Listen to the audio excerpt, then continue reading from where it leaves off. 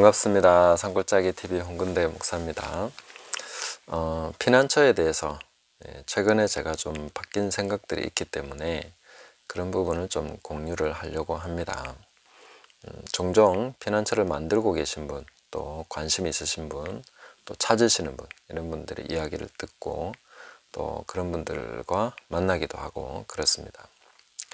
저도 관심 있는 부분이고 그래서 많은 생각들을 해왔고 또 아이디어들을 찾아서 또 어느 정도 해보기도 하고 그랬는데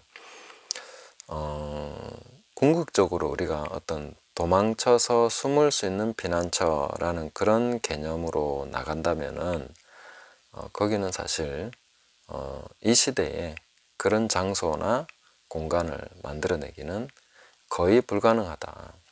제가 지금 와서 이제 내리는 결론입니다.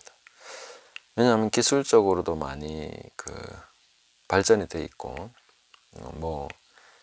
어떤 소설에서처럼 칩이나 이런 걸로 추적하지 않더라도 요즘은 다 인공위성으로 항공 촬영을 해서 보면은 거의 다 보입니다. 거의 개미 한 마리 기어가는 것까지 분간할 수 있을 정도의 기술인데 어느 장소에 어떻게 지었다 한들 그런 인공위성의 감시망을 피할 수 있겠습니까? 그래서 그런 거는 사실상 불가능하다. 그래서 개념을 바꿔야 된다. 좀 다른 발상이 필요하다. 이런 생각을 합니다. 그리고 당장 우리가 이렇게 산속이나 어디 도피한다고 해서 안전하다고 할 수도 없습니다. 왜냐하면은 거기는 식량이나 어떤 공급이 끊어지는 곳이기 때문에 그걸 해결하지 못하면은 똑같지 않겠습니까? 그래서 종합적으로 생각을 해서 우리가 평소에 무슨 방공호 같은 개념의 그런 피난처는 현실성이 떨어진다.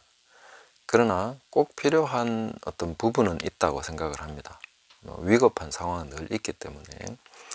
그래서 이렇게 세계 부자들 보면은 지하 벙커 만들어 놓고 거기에 수영장까지 한 며칠, 몇 달 혹은 그 안에서 아예 농사를 지을 수 있을 정도의 그런 시설을 해놨다. 이런 것도 보고 또 이렇게 노화 방주 프로젝트 해가지고 전 세계의 어떤 씨앗 종자들을 어떤 장소에 보관하는 그게 또 우리나라에 있다고 얘기를 합니다. 그런 걸 보면서 와, 터무니없는 말도 안 되는 짓을 하고 있네. 그거 가지고 왜 세금 쓰냐. 이렇게 비난하는 사람은 사실은 없는 것 같습니다. 왜냐하면 우리는 항상 극단의 상황이라는 것을 생각해야 되고 그걸 상정하고 준비한다는 데 있어서 거기에 딴지를 걸 사람은 별로 없다는 것이죠. 근데 왜 유독 또 크리스찬이 피난처를 준비해야 된다 이런 얘기하면 또 광신도니 이렇게 하면서 굳이 그것을 나쁘게 생각할 필요가 있나. 전 세계적으로 부자들이 그렇게 해놨다 하면은 그 부자들을 향해서 딱히 비난하거나 그러지는 않지 않습니까? 왜냐하면 그 재난이라는 것, 자연재해라는 것은 또 전쟁이나 극단적인 상황은 언제나 발생할 수 있기 때문에 그렇습니다.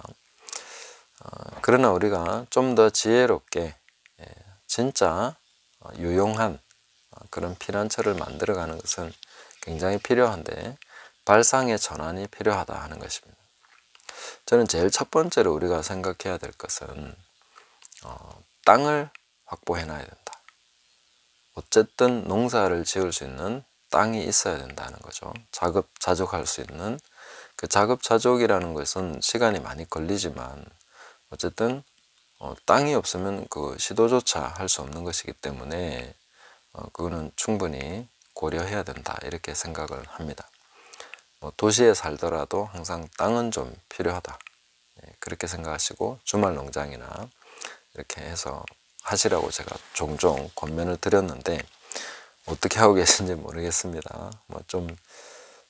항상 극단적인 부분을 생각하시고 경제나 이런 유통이나 공급망이 무너질 때에 어떻게 우리가 대처할 것인가 하는 정도는 사실 대비를 해야 된다.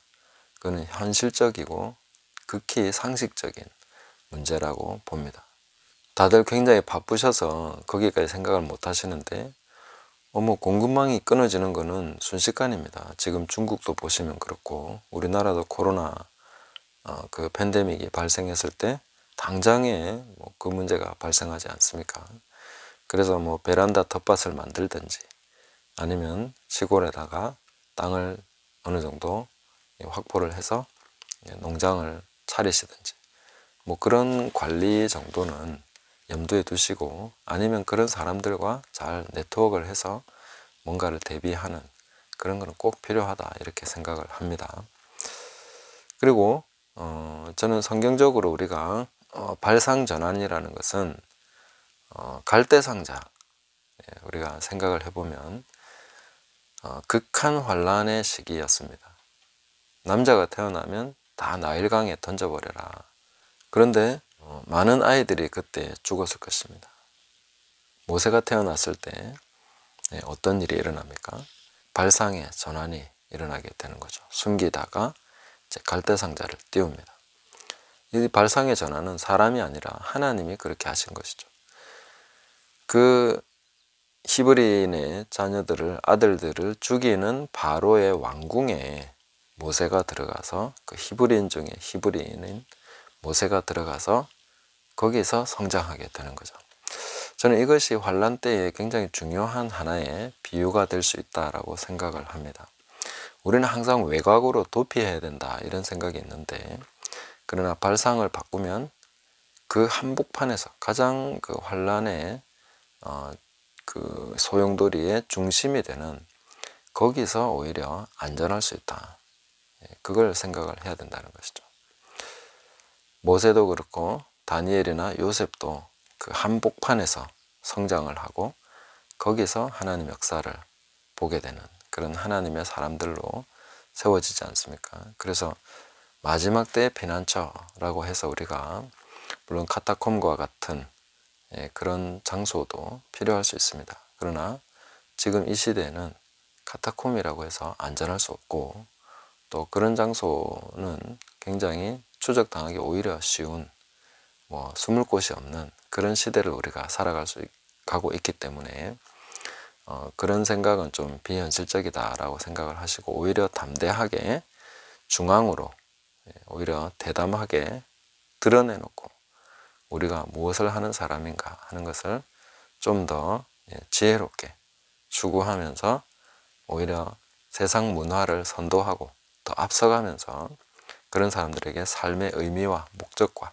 이런 것들을 새롭게 조명할 수 있는 그런 것을 보여주는 산 위에 있는 동네가 오히려 가장 좋은 피난처가 될 수 있다 하는 것을 말씀드리고 싶습니다. 왜 그런가 하면은 산 위에 있는 동네가 세상의 빛이 되기 때문에 세상 사람들이 오히려 그것을 지키게 되고 사모하게 되고 좋아하게 되고 그것을 오히려 추구하고 함께 따라가는 그런 모델이 될 수 있다 하는 것이죠. 그런 것들을 우리가 생각을 하면서 이 세상의 어떤 문화 오히려 그들이 힘들어하고 풀지 못하는 문제 그런 과제들을 크리스천은 해결할 수 있는 그런 진리와 성령 안에서 할 수 있는 그런 내용들이 충분히 다 가지고 있습니다. 그래서 우리가 세상의 빛이고 세상의 소금인데 그 역할들을 제대로 감당하면 그것이야말로 가장 좋은 피난처가 될 것이다. 크리스찬이 그 안에서 오히려 안전할 수 있다. 환란 때에도 지켜질 수 있는 그런 내용이 있다 하는 것을 좀 생각을 하면 좋겠습니다. 그래서 피난처에 대한 발상 전환을 하시고 그렇게 해서 아주 중요한 그런 오히려 성경의 목적을 하나님께서 우리에게 주신 그 부르심을 성취하는 쪽으로 가는 것이 훨씬 더 환란에 잘 대비하는 것이고 어려운 시기를 잘 대비하는 것이 될 수 있다. 그런 발상 전환을 좀 했으면 좋겠다 하는 그런 마음으로 말씀을 나눴습니다. 감사합니다.